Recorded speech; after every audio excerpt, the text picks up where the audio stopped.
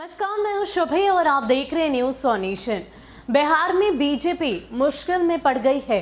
अब आप ये सोच रहे होंगे कि आखिर मुश्किल किस बात की, तो आपको बता दें कि इस बार के पंचायत चुनाव को लेकर पूरे दमखम के साथ बीजेपी चुनावी रणभूमि में उतरने को तैयार थी। इतना ही नहीं, अपने समर्थन के साथ जिला परिषद को उतारने की भी बात उनकी तरफ से की गई थी, लेकिन राज्य निर्वाचन आयोग की कोड ऑफ कंडक्ट से ये मसला फंस चुका है। दरअसल इस कोड ऑफ कंडक्ट के तहत पार्टी तो क्या, पार्टी का झंडा तक किसी भी प्रत्याशी की तरफ से इस्तेमाल नहीं किया जा सकता है। खबर तो ये है कि अब बीजेपी इस फरियाद को लेकर राज्य निर्वाचन आयोग से बातचीत करेगी।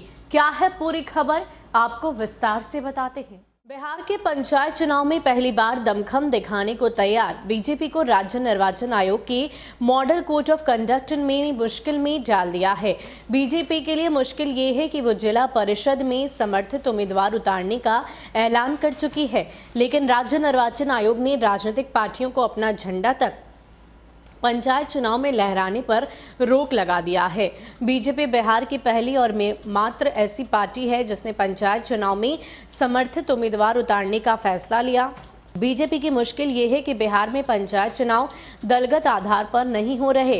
राज्य निर्वाचन आयोग ने जारी किए गए मॉडल कोड ऑफ कंडक्ट में उम्मीदवारों को साफ निर्देश दे दिया है कि किसी भी राजनीतिक दल के नाम पर या दल के झंडे की आड़ में चुनाव प्रचार कार्य नहीं होना चाहिए। ऐसे में बीजेपी का प्रदेश नेतृत्व समर्थित उम्मीदवारों का साथ देने को लेकर उलझन में है। पार्टी के नेताओं ने पूर्व में जो प्लानिंग की थी उसमें उम्मीदवारों के समर्थन में पार्टी कार्यकर्ताओं की टोलियों को प्रचार में लगाने का निर्णय लिया गया था। राज्य निर्वाचन आयोग ने हाल में जिला निर्वाचन पदाधिकारियों को पत्र भेजकर वैसे पूर्व अभ्यर्थियों की लिस्ट मांगी है जिन्होंने 2016 पंचायत चुनाव के खर्च का ब्यौरा नहीं दिया है। आयोग ने अपने पत्र में साफ बताया है कि जिन पूर्व अभ्यर्थियों ने अब तक खर्च का ब्यौरा नहीं दिया, उन्हें आगामी पंचायत चुनाव लड़ने के लिए अयोग्य घोषित किया जा सकता है। आयोग के इस पत्र को लेकर बीजेपी परेशानी में है, क्योंकि बीजेपी ने अभी तक जो समर्थित उम्मीदवारों की लिस्ट तैयार की है उनमें से कई ऐसे हैं जिन्होंने तब चुनाव लड़ा था और खर्च का ब्यौरा जमा नहीं कर पाए थे। ऐसे में उनकी उम्मीदवारी पर अभी से खतरा मंडराने लगा है। बीजेपी का पंचायती राज प्रकोष्ठ राज्य निर्वाचन आयोग की तरफ से दिए गए निर्देशों को लेकर जल्द ही आवेदन की तैयारी कर रहा है। बीजेपी अपने आवेदन में आयोग के निर्देशों से जुड़ी अपनी तमाम परेशानियों को लेकर अपना पक्ष रखेगी। असल में आयोग की तरफ से जारी हो रहे निर्देशों की वजह से बीजेपी के नीचे के कार्यकर्ताओं में जबरदस्त उलझन है और पार्टी इन्हीं उलझनों का हल निकालने की कोशिश में लगी हुई है।